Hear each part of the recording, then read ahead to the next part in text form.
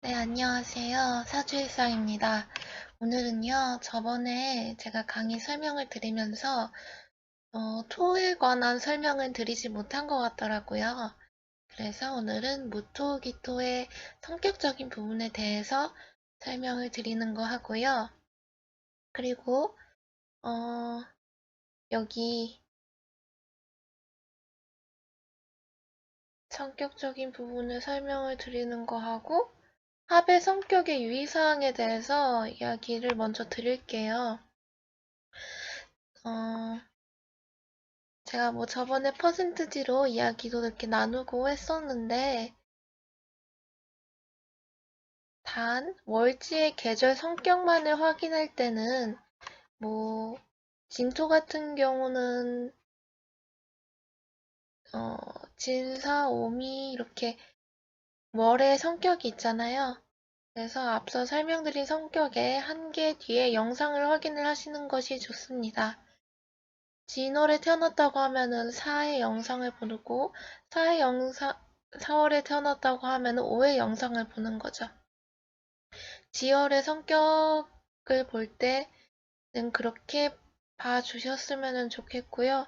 나머지 시하고 일하고 년의 성격적인 부분만을 확인할 때는 어, 제가 올린 영상 그대로 봐주셔도 됩니다. 네, 그러면은 무토기토에 대한 설명을 먼저 시작드릴게요. 무토 같은 경우는 봄하고 가을로 나눠질 수가 있어요. 진토는 봄의 토고 가을은 술토가 되죠. 기토 같은 경우는 여름하고 겨울로 나눠질 수 있어요. 여름은 미토가 되고 겨울은 축토가 되죠. 무진은 무진, 무술 이렇게 같은 무의 양의 토로 이렇게 대표적인 토가 있는데 무진 같은 경우는 환상계를 주로 다루고 무술 같은 경우는 현실계를 주로 다뤄요.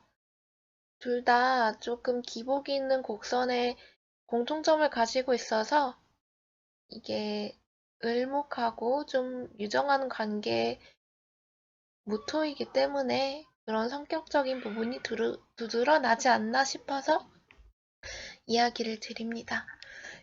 기토하고 기축 같은 경우는 근거리를 나타내고 장거리를 나타냅니다. 이를 진행시키는 에너지 목표가 두 개의 기토의 공통점이라고 이야기를 드릴 수가 있습니다. 그것은 일직선을 나타내는 성격적인 부분을 나타냅니다. 이 기토 같은 경우는 간목하고 조금 유정한 관계를 가지고 있기 때문에 간목의 일직선적인 부분을 나타낸다고도 이야기를 드립니다. 그리고 계절의 세력으로 성격을 주로 보는 거예요. 이것은 사주의 격국론하고는 또 다릅니다. 여기서 조금 오해를 하시는 부분이 있을 것 같아서 먼저 이야기를 드려요. 격국론은 따로 공부를 해보고 뭐 저하고 나중에 같이 공부를 하실 것 같지만은 일단은 계절의 세력의 성격을 보는 방법을 먼저 배워봅시다. 여기 표를 조금 나눠봤는데 무하고 기로 이렇게 나누고 무 같은 경우는 조하고 습으로 나뉘어요. 조 같은 경우는 무술하고 무오가 있죠. 습한 경우는 무진하고 무자가 있습니다. 기 같은 경우는 한하고 난으로 나뉘어요. 한은 기축이 있고 기묘가 있습니다. 나는 기미하고 기묘가 있죠. 이럼으로써 이렇게 나누는 성격에 따라서 기 같은 경우는 가을하고 봄이 없는데 어떡하나요?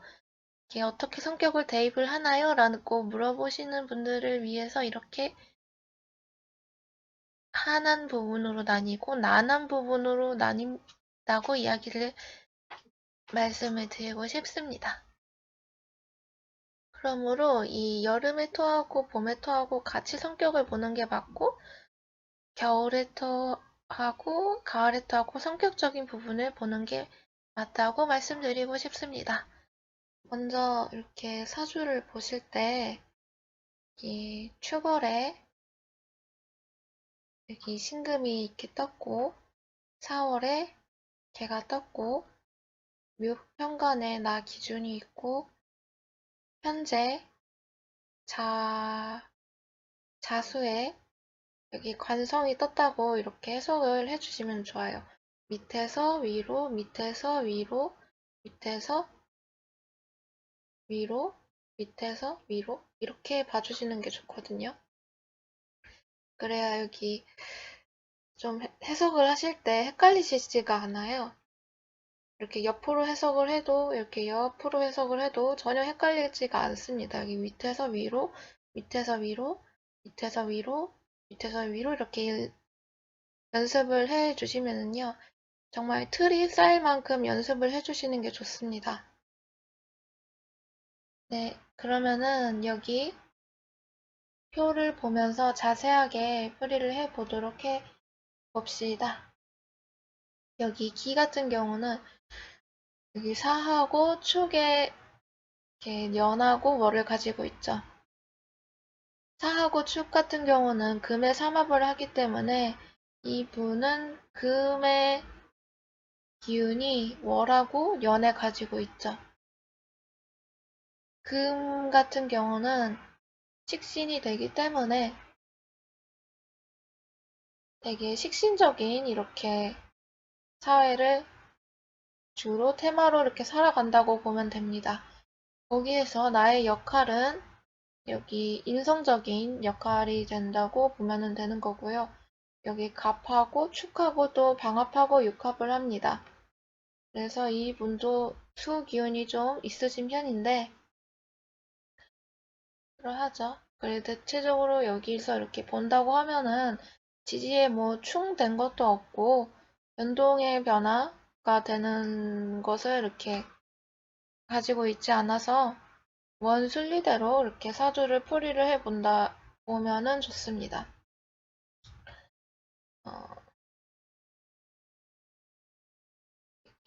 인성의 개수를 위해 천간에 띄고 있죠. 이게 배움의 역할도 되고요.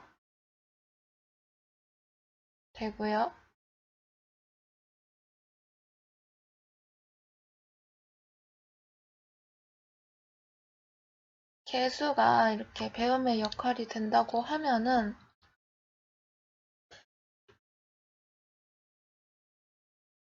여기 사회적인, 회사적인 부분에서 본다고 하면은 관성이 이렇게 시주에 갑의 관성이 띄고 있다고 하는데 갑은 기하고 또 이렇게 합을 하고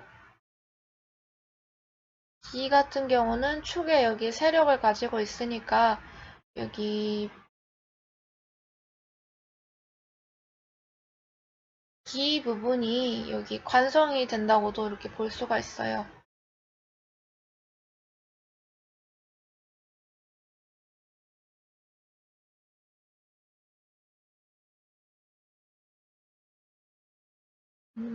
그러죠. 그러니까 여기 금의 기운이 나의 사회적인 회사의 배경이 된다고 할 수가 있습니다. 그러면은 사주일상님 여기 일주 나의 편관을 가지고 있고 여기 시주의 관성을 가지고 있는데 그러면은 정말 내 개인적인 이렇게 회사를 하는 거는 또 아닌가요? 라고 이야기를 하실 수가 있어요. 왜냐면 여기도 편제도 있고 그렇게 하니까요. 왕지가 또 들어오기도 하죠. 근데 그런 거에 이렇게 관여를 이렇게 두는 것보다 아까 제가 말씀드렸던 것처럼 여기 충년에 신을 위에 뜨고 있고 4월에 개를 이렇게 천간에 띄우고 있고 이렇게 사주를 보시는 게 좋습니다. 그러면은 해석할 때 정말 정말 헷갈리게 돼버립니다. 그래서 밑에서 위로 여기도 또 밑에서 위로 이렇게 해석을 해주세요. 이 가정운 같은 경우는 제가 아까 이렇게 말씀을 드렸던 것처럼 관성의 기운이 좀 일치하고 시집 부분에서 좀 두드러지는 편인데, 제가 아까 여기 기 기준에서 목 같은 경우, 기묘 같은 경우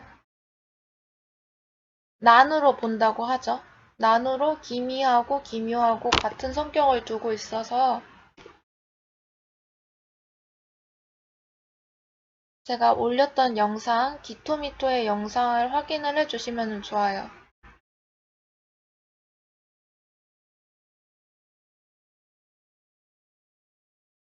편관 같은 경우는 좀 외부적인 영향을 많이 받는 그런 관성, 나의 조직력이 되고요.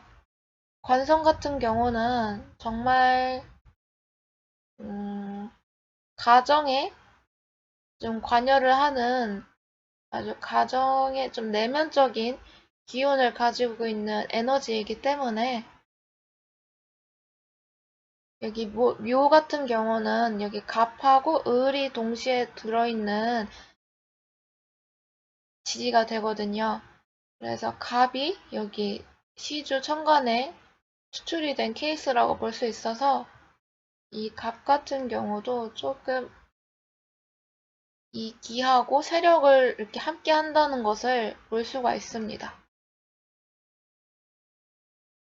그래서 이 분 같은 경우는 내면적인 가정운 같은 부분에서는 좋다고 볼 수가 있는 거예요.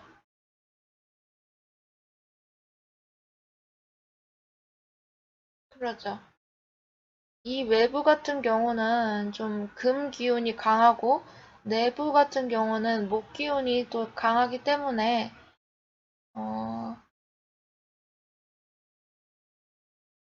대체적으로 충하는 것도 없고 해서 뭐 딱히 이렇게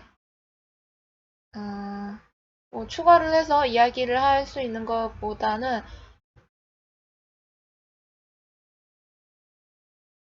그래서 내면적인 부분에는 좀 지식인적인 부분이 좀 두드러나게 되는 거고 여기 외부적인 부분 같은 경우는 좀 자신감이 있는 그런 사회생활을 하게 될 가능성이 높아요.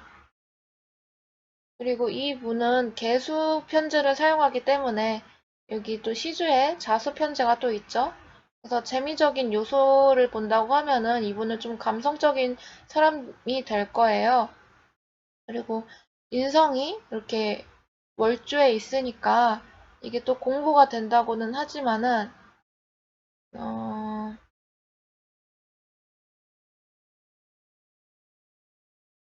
인성적인 부분이 있기 때문에 인성이 여기 편관을 생일을 해주고 있는 부분이 있죠. 또 여기 생관계에서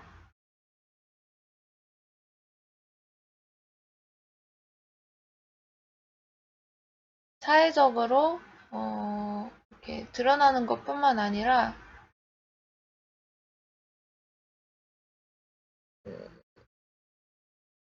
여기 천간 같은 부분은 사회적으로 드러나는 거죠. 이 천간은 사회적으로 이렇게 테마로 드러나게 되는 거고 지지적인 부분은 실체적으로 드러나는 거이기는 한데 되게